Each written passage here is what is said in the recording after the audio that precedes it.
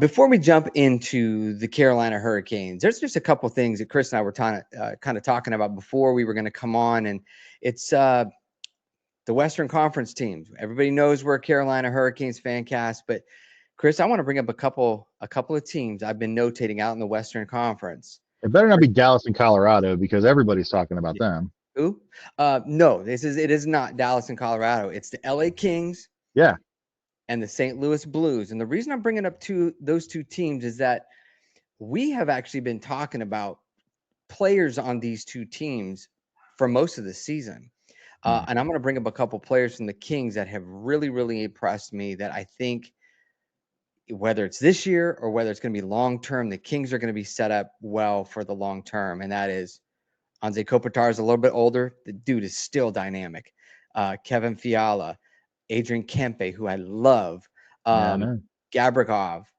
Right. Who am I missing? Dustin Byfield. I Byfield. love that guy. Their development with him has been spot on, man. I wish that guy was in a Hurricane uniform so badly. But Chris, they are super dangerous at home, and they're playing away tonight.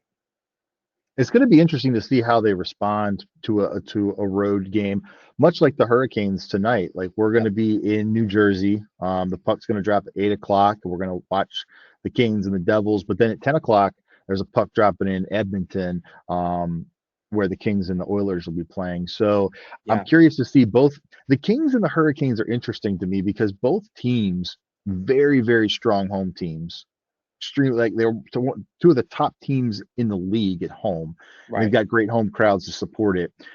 The road, however, probably middle of the pack pedestrian in terms of the way that they've handled themselves on the road. Sub 500 record. So you're kind of hoping for, like, as a Hurricanes fan, kind of hoping for a split. But as we're talking about the Kings, if the Kings can come out of that with a split, that would be a huge benefit for them going back to LA in Game 5 and potentially sealing that deal.